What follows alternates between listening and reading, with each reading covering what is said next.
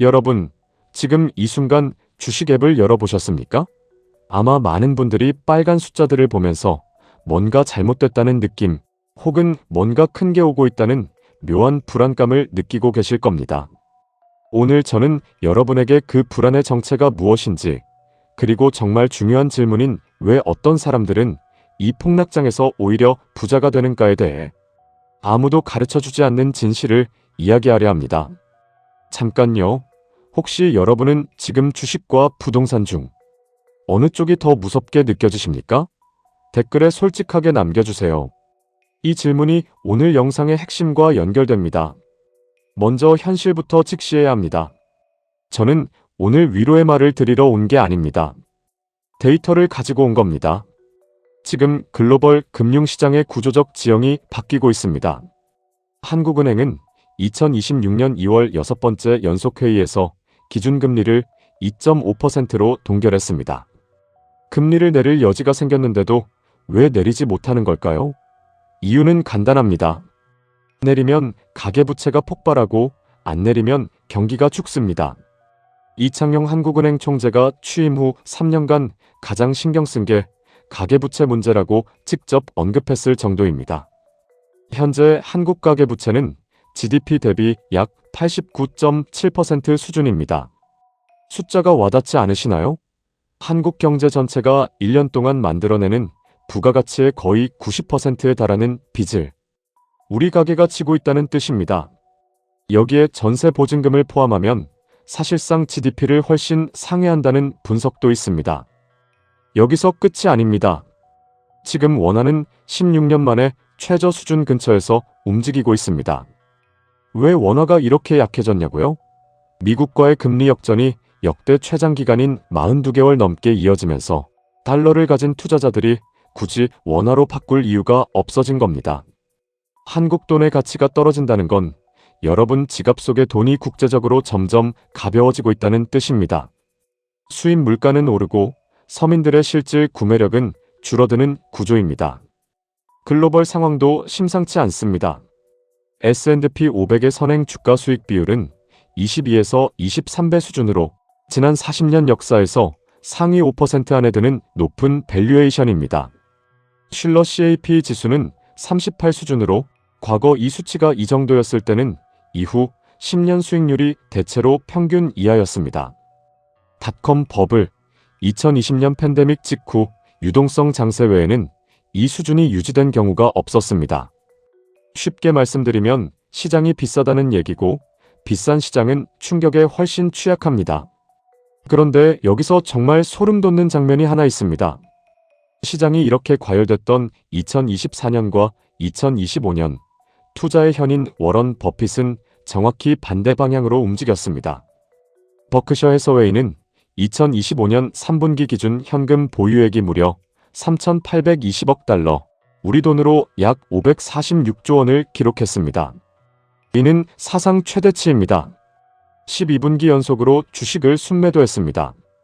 S&P 500과 나스닥이 사상 최고를 갈아치우던 그 호황의 시간에 버핏은 팔고 있었습니다.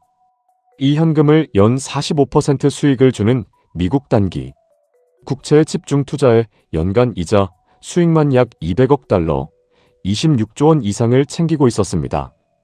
주식 대신 국채로, 투기 대신 유동성으로. 에드워드 존스의 애널리스트 짐 샤나한은 이 행보를 이렇게 해석했습니다. 버핏의 눈에는 현재 시장에 뚜렷한 기회가 없다는 의미라고요. 1965년부터 2024년까지 60년간 연평균 약 20% 수익률로 S&P 500 대비 수백 배의 누적 수익을 거둔 사람이 지금은 사지 않고 있습니다. 이 메시지를 어떻게 읽으시겠습니까? 이제 핵심 질문으로 들어가겠습니다. 왜 어떤 사람들은 폭락장에서 오히려 부자가 될까요? 저는 이 현상을 수년간 추적하면서 세 가지 결정적인 공통점을 발견했습니다. 놀랍게도 이것들은 특별히 영리하거나 정보가 많아서 생기는 차이가 아닙니다. 대부분의 평범한 사람들이 이미 알고 있지만 실천하지 않는 것들입니다. 첫 번째 공통점은 그들은 공포의 파도에 올라타는 법을 알고 있다는 것입니다. 대다수의 투자자들은 폭락장에서 두 가지 치명적인 반응을 보입니다. 첫째는 공황 매도, 둘째는 아무것도 못하고 얼어붙는 것입니다. 그런데 데이터를 보면 역사는 반복적으로 같은 이야기를 합니다. 2008년 금융위기 직후, 2020년 코로나 팬데믹 폭락 직후, 그 공포의 절정에서 매수한 사람들이 이후 가장 큰 수익을 거뒀습니다.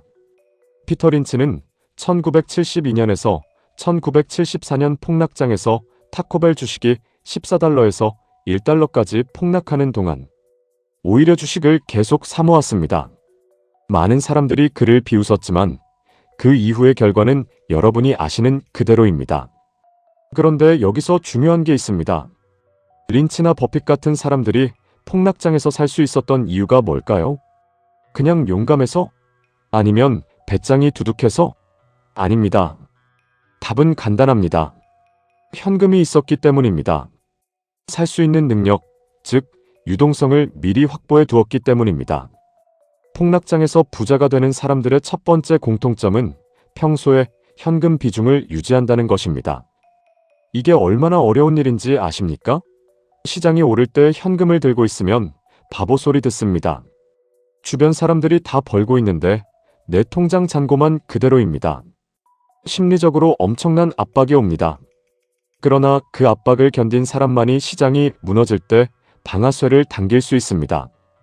버핏이 546조 원을 쌓아두고 있는 건 단순한 소극적 행동이 아닙니다. 그것은 다음 기회를 위한 정밀한 준비입니다.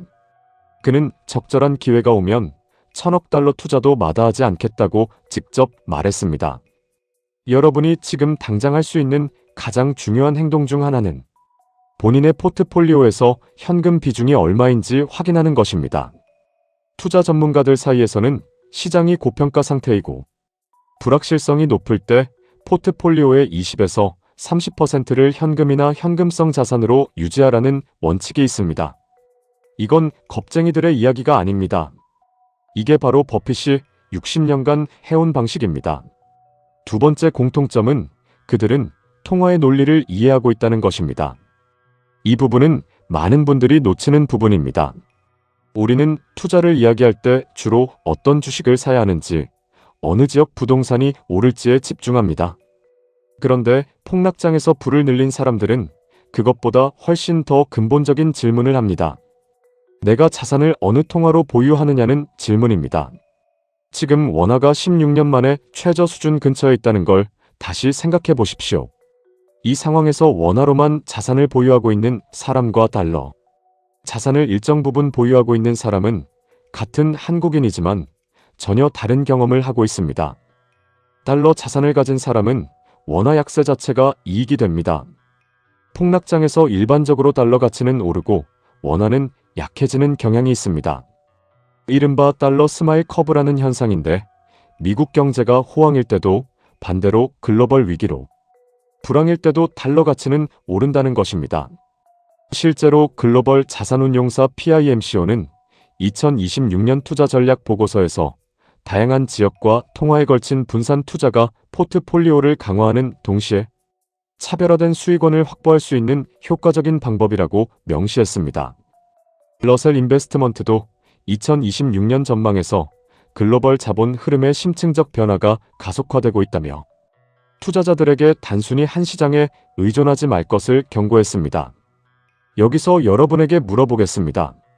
현재 여러분 자산의 몇 %가 달러 자산입니까? 해외 ETF, 미국 주식, 달러 예금 등을 포함해서요. 아마 많은 분들이 거의 전부가 원화 자산일 겁니다. 국내 주식, 국내 부동산, 원화 예금. 이 포트폴리오는 한국 경제 전체가 잘 될 때는 문제없지만 한국 경제가 흔들리거나 원화가 약해지면 이중으로 손실을 입는 구조입니다. 자산 가격이 하락하는 동시에 그 자산의 통화 가치까지 떨어지는 이중 펀치를 맞게 됩니다. 폭락장에서 부자가 되는 사람들은 이 이중 리스크에서 일정 부분 벗어나 있습니다. 달러나 엔화 같은 기축 통화 자산을 일부 보유함으로써 한국 특유의 리스크를 해지합니다. 이건 애국심의 문제가 아닙니다. 생존과 번영의 문제입니다. 세 번째 공통점이 가장 핵심입니다. 그리고 가장 소름 돋는 부분입니다. 폭락장에서 부자가 되는 사람들은 폭락 이전에 이미 준비가 끝나 있습니다. 폭락이 시작된 뒤에 준비하는 사람들이 아닙니다. 이게 왜 소름 돋냐고요? 왜냐하면 대부분의 사람들이 하는 행동이 정확히 반대이기 때문입니다. 사람들은 시장이 오를 때 모든 돈을 투자에 넣습니다. 시장이 떨어지면 공황 상태가 됩니다. 그리고 나서야 뒤늦게 공부를 시작하고 대책을 찾고 유튜브를 봅니다. 그런데 이미 그 타이밍은 지나간 겁니다. 폭락이 이미 절반쯤 진행됐을 때 대책을 세우면 어떻게 됩니까? 남은 폭락만 더 겪게 됩니다. 그리고 반등이 왔을 때는 공포가 남아 있어서 다시 올라탈 용기가 없습니다. 반면에 폭락장에서 부자가 된 사람들의 공통적인 이야기를 들어보면 이미 몇 달 전 혹은 몇 년 전부터 포트폴리오를 조정해 두었다는 겁니다. 공포지수가 치솟기 전에 이미 현금 비중을 높였고 달러 자산을 확보했으며 무리한 레버리지를 청산했습니다. 그래서 막상 폭락이 왔을 때 그들이 느끼는 감정은 공포가 아니라 기회였습니다. 이 패턴은 데이터로도 확인됩니다. 국내 ETF 시장을 보면 2025년 한 해 동안 금 ETF와 은 ETF가 각각 연초 대비 66%, 129% 상승했습니다. 실물 자산 ETF가 이렇게 급등한 이유는 불확실성 속에서 사람들이 안전자산으로 몰렸기 때문이기도 하지만 더 정확히는 미리 포지션을 잡아둔 사람들이 그 과실을 가져갔기 때문입니다. 금 선물 가격은 온스당 4,300달러를 넘어 사상 최고치를 경신했습니다. 이 상승의 열매를 누가 가져갔을까요? 폭락이 온 뒤에 뒤늦게 금을 산 사람이 아니라 그 전부터 금 자산을 포트폴리오에 편입해 두었던 사람들입니다. 그럼 이제 실질적인 이야기를 해드리겠습니다. 수백억 자산가의 이야기가 아닙니다. 지금 평범한 월급쟁이, 자영업자, 프리랜서 여러분이 지금 당장 시작할 수 있는 4가지 행동입니다. 첫 번째는 부채의 질을 점검하는 것입니다. 모든 빚이 다 나쁜 건 아닙니다. 투자 전문가들은 고금리 빚, 특히 금리 5% 이상의 신용대출이나 카드론부터 먼저 청산하라고 조언합니다. 왜냐하면 이런 빚은 어떤 시장 상황에서도 확실한 마이너스 수익률이기 때문입니다. 연 20% 카드론을 들고 있으면서 연 5% 수익률을 노리는 투자를 하는 건 구조적으로 손해입니다. 2025년 현재 한국의 가계부채는 이미 GDP의 90%에 육박하고 있고 정부도 이를 가장 위험한 잠재 요인으로 지목하고 있습니다. 우리 집의 부채 구조를 먼저 단단하게 만드는 것이 그 어떤 투자보다 우선입니다. 여기서 한 가지 더, 자동차 할부 대출을 보십시오. 요즘 사회적으로 외제차를 무리하게 리스나 할부로 끌고 다니는 분들을 많이 봅니다. 차는 움직이는 순간 가치가 떨어지는 소비재입니다. 그 돈으로 가능한 미래 자산을 사는 것이 훨씬 합리적입니다. 카푸어라는 말이 괜히 나온 게 아닙니다. 두 번째는 진짜 비상금을 만드는 것입니다. 비상금은 투자 자금이 아닙니다. 6개월치 생활비를 파킹 통장이나 초단기 예금으로 별도 관리하는 것입니다. 이 비상금은 2가지 기능을 합니다. 갑작스러운 실직이나 경기 침체에서 여러분을 보호하고 동시에 폭락장이 왔을 때 강제로 손실 확정 매도를 하지 않아도 되게 해줍니다. 비상금이 없는 사람들은 폭락장에서 가장 먼저 팝니다. 생활비가 필요하니까요. 부자들은 비상금이 있어서 안 팝니다. 그리고 오히려 더 삽니다. 이 차이가 결국 부의 이동을 만들어냅니다. 세 번째는 연금을 무기로 바꾸는 것입니다. 많은 분들이 연금을 그냥 강제 저축 정도로 생각합니다. 그런데 연금 계좌는 사실 대한민국이 준 세금 혜택이 가장 집약된 투자 도구입니다. 퇴직연금 DC형이나 IRP 계좌에서 S&P 500 인덱스, ETF나 글로벌 배당 ETF를 담으면 세액공제 혜택을 받으면서 동시에 달러 자산에 분산 투자하는 효과를 누릴 수 있습니다. 회사의 DC형으로 전환이 가능한지 인사팀에 확인해 보세요. 이건 오늘 당장 할 수 있는 일입니다. 혜택을 받으면서 글로벌 분산을 동시에 하는 가장 현실적인 방법입니다. 네 번째는 지수 투자의 힘을 이해하는 것입니다. 2025년 한 해 동안 SK하이닉스 주식은 연초 17만원에서 93만원까지 약 450% 상승했습니다. 놀라운 수익률이죠. 그런데 현실을 말씀드리면 이 수익을 온전히 가져간 개인 투자자는 극히 소수입니다. 대부분은 중간에 팔거나 너무 늦게 들어왔거나 무서워서 못 들어갔습니다. 그런데 HBM이라는 구조적 성장을 믿고 2년 이상 보유한 투자자들은 이 수익을 실제로 가져갔습니다. 단기 매매가 아니라 장기 보유가 답이었던 겁니다. 그런데 개별 종목은 이 장기 보유를 하기가 심리적으로 매우 어렵습니다. 중간에 30에서 40% 떨어지는 구간이 반드시 나오거든요. 그래서 전문가들이 지수 투자, 인덱스 ETF를 추천하는 겁니다.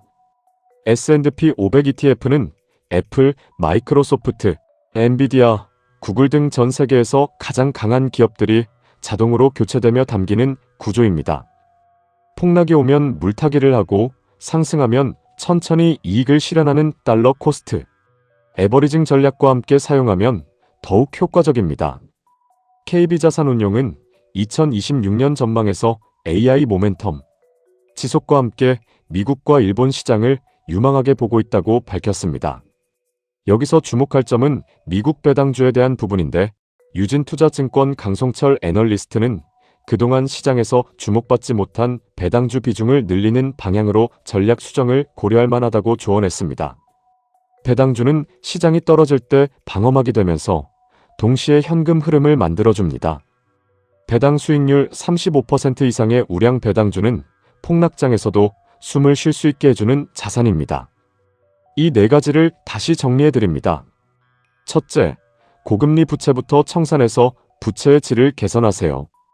둘째, 6개월치 생활비를 진짜 비상금으로 분리해두세요. 셋째, 연금 계좌를 통해 세액공제 받으면서 달러 자산에 분산 투자하세요.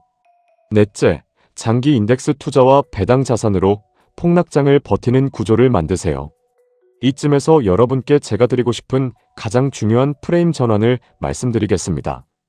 지금 많은 분들이 경제 뉴스를 보면서 이건 국가 문제야, 연준 문제야, 정부 문제야고 생각하실 겁니다. 맞습니다. 맞는 말입니다. 그러나 그 프레임으로는 여러분의 자산이 지켜지지 않습니다. 폭락은 대한민국이 어려워지는 게 아닙니다. 준비 안 된 개인이 어려워지는 겁니다. 1997년 IMF 외환위기를 생각해 보십시오. 그때도 한국이라는 나라 자체는 망하지 않았습니다. 그러나 준비가 안 됐던 수많은 개인과 기업이 무너졌습니다. 반면에 그 위기 속에서 정확하게 달러를 쌓아두고 부채를 정리하고 저평가된 자산을 매입한 사람들은 이후 10년간 폭발적인 부를 쌓았습니다. 위기는 부를 없애지 않습니다. 준비 안 된 사람에게서 준비된 사람에게로 부를 이동시킬 뿐입니다. PIMCO의 2026년 투자 전망 보고서는 이것을 정확히 꿰뚫어 보고 있습니다. K자형 분열이라는 표현을 썼는데요. 부유층은 번영하고 나머지는 부담이 가중되는 양극화가 심화되고 있다는 겁니다. 이 K자형 분열은 경제 시스템이 불공평해서 생기는 측면도 분명히 있습니다. 그러나 그 K자의 위쪽 라인에 올라탄 사람들이 공통적으로 하는 행동들이 있습니다. 바로 제가 오늘 말씀드린 것들입니다. 유동성 확보, 통화 분산, 사전 준비, 생산 자산 보유. 이것은 아이러니합니다. 부자들이 하는 행동이라고 하면 대부분의 사람들이 나는 돈이 없어서 못해라고 생각합니다. 그런데 오늘 제가 말씀드린 것들 중에 수억 원이 필요한 게 하나라도 있었나요? 고금리 빚 갚기, 파킹 통장에 비상금 모으기, 연금 계좌 개설해서 ETF 넣기, 매달 소액이라도 정기적으로 인덱스 펀드 사기. 이 중에 돈 없어서 못하는 게 있습니까? 없습니다. 오히려 이것들은 돈이 없을수록 더 절실히 해야 할 것들입니다. 결국 부자들의 소름 돋는 공통점의 본질은 이겁니다. 그들은 시장이 어떻게 될지 알아서 부자가 된 게 아닙니다. 어떤 상황이 와도 살아남을 수 있는 구조를 먼저 만들었고 그 구조가 위기를 기회로 바꿔줬습니다. 지금 이 영상을 끝까지 보신 분들은 이미 대부분의 사람들과 다릅니다. 시장이 무섭다고 창을 닫아버리거나 반대로 유행하는 종목 하나 찾아서 올인하는 게 아니라 구조를 이해하려 하고 있으니까요. 그 자세가 바로 출발점입니다. 이 영상에서 제가 말씀드린 4가지 실천 항목 중 오늘 당장 하나만 선택해서 댓글에 적어주세요. 부채 점검, 비상금 확보, 연금 계좌 확인, 인덱스 ETF 시작. 이 중 어느 것을 먼저 하실 건가요? 그 다짐을 댓글에 남기는 것 자체가 행동의 시작입니다. 마지막으로 한 가지만 더 말씀드립니다. 오늘 제가 드린 내용은 저의 분석과 공개된 데이터에 기반한 견해입니다. 투자는 반드시 본인의 재무 상황과 리스크 허용 범위에 따라 판단하셔야 하고 필요하다면 전문가와 상담하시기 바랍니다. 시장은 아무도 정확히 예측할 수 없습니다. 심지어 버핏도 바닥을 정확히 맞추지 못한다고 스스로 인정했습니다. 중요한 건 예측이 아니라 준비입니다. 오늘 영상이 도움이 되셨다면 구독과 좋아요, 알림 설정 부탁드립니다. 감사합니다.